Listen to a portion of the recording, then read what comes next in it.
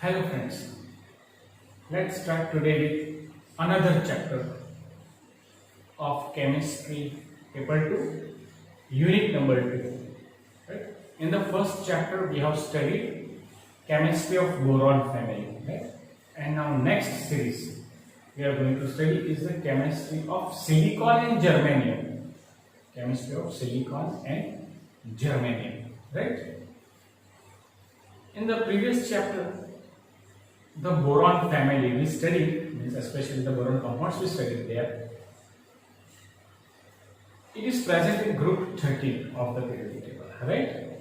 But in this chapter now, chemistry of chemistry of germanium and silicon. Where is this? Where is the position of germanium and silicon in the periodic table? Which group elements are they? Yes. There are 14 next, that is group 13 after group 14 element. These are the group 14 elements, right? Then which are the elements present in group 14? Let's see. Group 14 elements.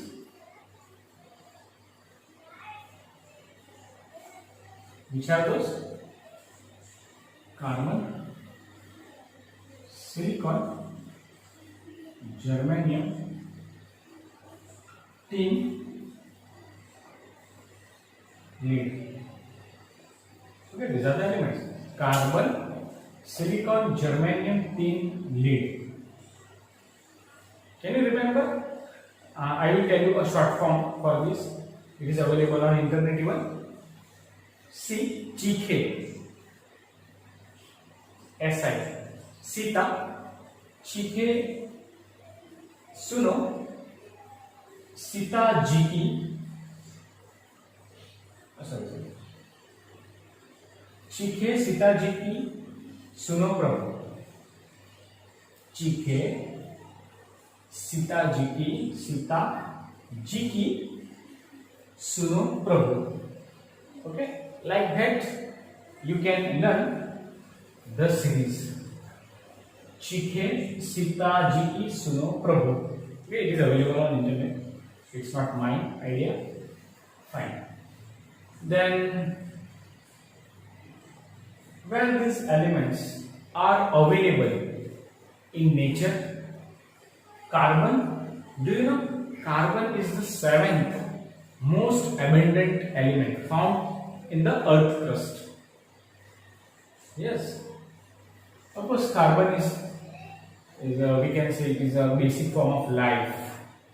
Protein, carbohydrates, all these are made up of carbon in our body itself. Yes, now main content is carbon only, right? Fine. Carbon is available in living thing. What about silicon? Where we get silicon from?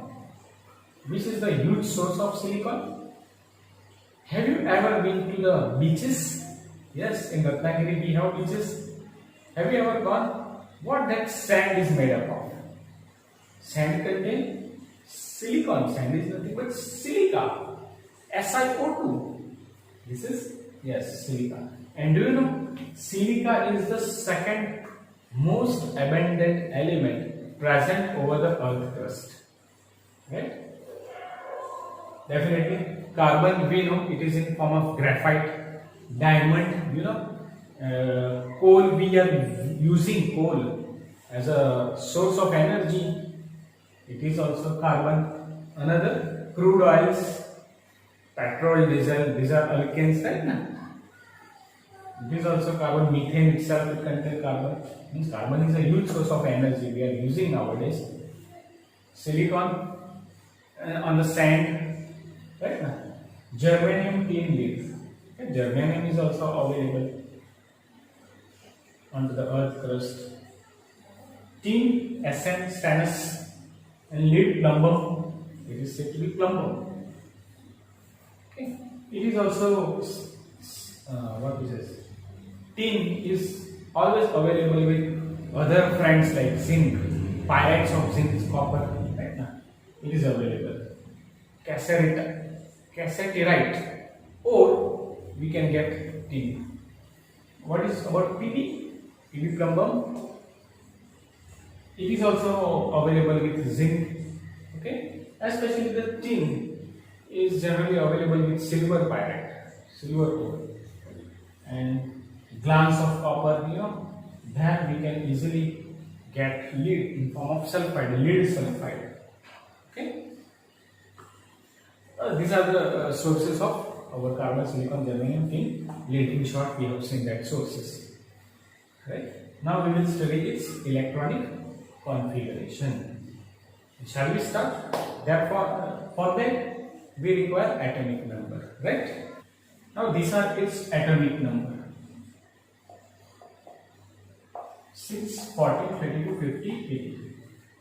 How can be done? Just remember atomic number of carbon. That is 6. Okay. Now what we have to do? To this 6 you have to add 8. Okay. So that you can easily get the atomic number, okay, of silicon. Definitely its previous group 13 even. Before carbon it's boron after aluminium, right? Now in aluminium, if suppose you add 8, you will get 13, right? Now of boron 5 plus 8, it will be 13. Like that you can even add for that even, so that you can get easily the next. Okay, plus 8, after adding plus 8 it becomes 14. Okay, 14, add 18, right? 8, 9, 10, 11, 12, yes, 32. Here also in 32 add 18. Okay, you will get answer 50. And at last you add 32. You will get answer 80. Means see the series. For you have to just remember only atomic number of first series, that is boron, carbon, nitrogen, oxygen, and so on. And others you can easily get by adding this number 8, 18, 18, 32 over it. Okay. Fine. Now let's come back to the electronic configuration. Okay, electronic configuration. Carbon 1s2, 2s2, 2p2. It becomes 6, 2, 2, 4, 6, correct? What about here? I am using shortcut neon 3s2, 3p2. Right? What about germanium? Germanium, I will use argon. Argon 18, 4s2, 4p2. But 18, 19, 20, 21, 22. There are 10 electron shots. Right now, all that I will put here. That is 3d10. 3d10, 4s2, 4p2. Like that also you can remember. Second, 14 is 50. I will use krypton. Right? Atomic number is 36. 36, 46, 4d10, 5s2, 5p6. Right? And at last it's 82. I will use xenon. Atomic number is 54. Okay, now here I will use one more orbital, 4f14. 54, 68. 68. It becomes 78. 5d10, 6s2, 6p2. 81, 82. Right? This is about the periodic. This is about the electronic configuration of our 14 group elements. Right? Okay. Now this much is okay for today's. In the next lecture, we will see different aspects of group 14. That is definitely periodic trends. We will study atomic size, ionization, how it changes, electropositive characteristics, oxidation state. Remembering oxidation state. See, 2s to 2p2 is there. Therefore, its general electronic configuration is ns2 and p2. Right? From that we will study oxidation state. Definitely, these are the two most important elements here. Definitely, all others are also there, but silicon and germanium we require it in a very much purest form. Why? Because it is used in electronic industries, right, for the preparation of different semiconductors. You know, silicon and germanium are metallites. We are using it to prepare semiconductors, and through semiconductors we prepare integral circuits, right?